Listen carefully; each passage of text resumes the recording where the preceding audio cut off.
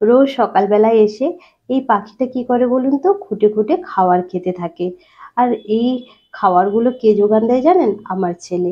ও জানালার ধারে পড়তে বসে আর কি করে, চিড়ে মুড়ি বা চাল যা থাকে জানলাটা খুলে এইভাবে টুকটুক করে খেতে দেয়। আর পাখিটা যখন উড়ে এসে বসে তখন ওই খাবারগুলো খেতে থাকে। আর আমার ছেলে তখন ক্যামেরা বন্দি করে রেখে দেয়। আর এই প্রকৃতির ছোটখাটো দৃশ্যগুলো আমার ছেলে ক্যামেরা বন্দি করে রাখতে খুব ভালোবাসে। আর দেখতে কিন্তু ভারী সুন্দর লাগে পাখিগুলোকে। এরপর আমি আমার রান্নাঘরে চলে এসেছি রান্না করার জন্য। তো প্রথমে আমি কড়াইতে কিছু শুকনো, কড়াইতে অবশ্য জিরে কটা ভেজে নিচ্ছি। জিরেগুলো ভেজে আমি এটা গুঁড়ো করে নেব। এরপর কড়াইয়ের মধ্যে দিয়ে দিয়েছি সর্ষের তেল।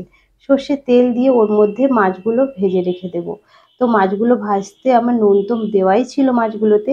এবার হলুদ লঙ্কা গুঁড়ো সব মাখিয়ে নিচ্ছি ভালো করে। দিয়ে মাছগুলোকে আমি ভেজে নেব। এটা ছিল রুই মাছ। রুই মাছ আমি বাজার থেকে নিয়ে এসেছি। এরপর কিছু আলু আমি এভাবে দমের আলু, যেগুলো ছোট ছোট সাইজের আলু হয়, তো সেইগুলো আমি একটু সেদ্ধ করে রেখেছিলাম প্রেসার কুকারে। তো সেটা ছালগুলোকে আমি তুলে নিচ্ছি। দিয়ে এবার মাছটাও এদিকে আমার প্রায় ভাজা হয়ে গেছে। তো মাছটাকে তুলে নিয়েছি। এরপর একটা মশলা পেস্ট করে নেব। তো এখানে আমি 2 চামচ নিয়েছি পোস্ত। পোস্তটাকে প্রথমে হাফ ডাস্ট করে নেব। হাফ ডাস্ট করে নেওয়ার পর ওর মধ্যে দিয়ে দেব একটু দুধের মালাই বা দুধের সর, আর একটু দিয়ে দেব দুধ। দিয়ে এটাকে আবারও ভালো করে পেস্ট করে নেব। এরপর দুধের মালাই আর পোস্তটা তো পেস্ট করা হয়ে গেছে। এবার আরও একটা মশলা আমি পেস্ট করে নেব। এখানে আমি নিয়েছি আদার টুকরো অল্প পরিমাণে, কুচনো পেঁয়াজ, আর একটু নিয়েছি টমেটো দুটো ছোট সাইজের। দিয়ে এটাকেও আমি পেস্ট বানিয়ে নিয়ে চলে আসবো।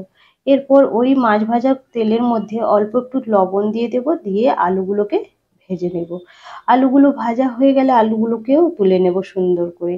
দিয়ে এরপর ওই তেলের মধ্যে কি করব, আর একটু তেল আমি সর্ষের তেল এখানে অ্যাড করেছি। দিয়ে ওর মধ্যে 1 চামচ গোটা জিরে আর একটা শুকনো লঙ্কা দুভাগে কেটে দিয়েছি। দিয়ে আমি ওটাকে তেলে ফুটিয়ে নিয়ে ওর মধ্যে দিয়ে দেব কুচনো পেঁয়াজ, আর দিয়ে দিয়েছি এখানে টমেটো কুচি।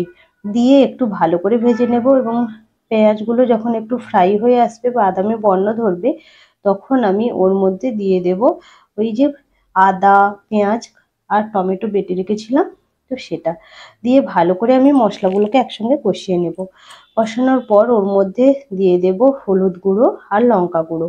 দিয়ে ভালো করে আমি মশলাগুলো কষিয়ে নেব। মশলাটা যখন কাঁচা গন্ধ বেরিয়ে আসবে এবং তেল ছাড়তে শুরু করলে ওর মধ্যে দিয়ে দেব সেদ্ধ করে ভেজে রেখেছিলাম যে আলুটা।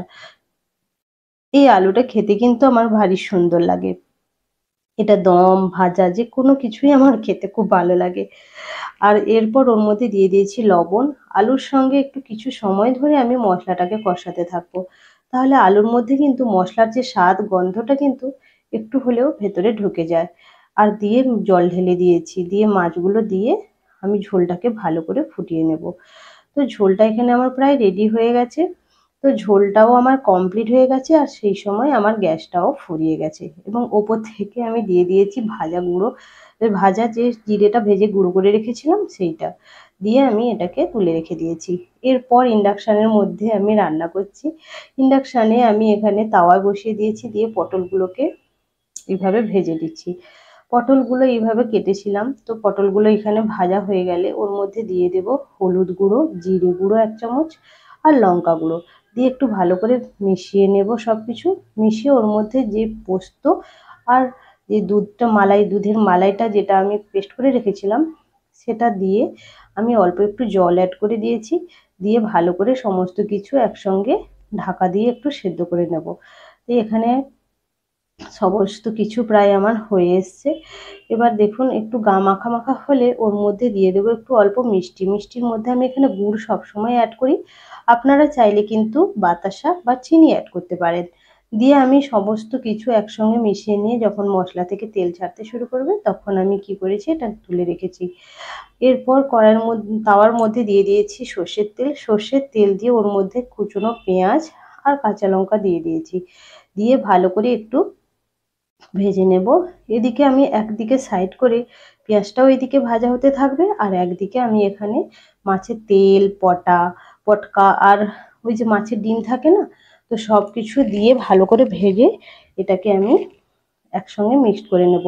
আর হ্যাঁ, এই যে মাছের তেল পটকাটা, এটা সব সময় খাওয়া ঠিক নয় যদিও, তো এর মধ্যে অনেক খাবারের নোংরা থাকে, তো তাই আমি কি করেছি, এটাকে সব নোংরাগুলো বাদ দিয়ে ফেলে দিয়ে আমি ওর মধ্যে একটু পাতিলেবুর রস দিয়ে ভিজিয়ে রেখেছিলাম, তারপর ভালো করে পরিষ্কার করে ধুয়ে রান্নাটা করেছি। তো সমস্ত কিছু আমি এখানে সার্ভ করে দিয়েছি গরম ভাতের সঙ্গে। তো আজকের এই লাঞ্চের মেনুটা আপনাদের কেমন লাগলো অবশ্যই কিন্তু আমাকে কমেন্ট করে জানাবেন। আর যদি ভালো লেগে থাকে অবশ্যই শেয়ার করতে থাকবেন আমার এই রান্নাগুলো, এবং প্রচুর প্রচুর শেয়ার করলে আমি নিত্য নতুন অনেক রেসিপি আপনাদের সঙ্গে আমি শেয়ার করতে থাকবো, এবং বিভিন্ন রকম রান্নার আইডিয়া আপনাদেরকে আমি দিতে থাকবো। তো আপনারা যারা নতুন রাঁধুনি তাদেরও এটা অনেক উপকারে আসবে।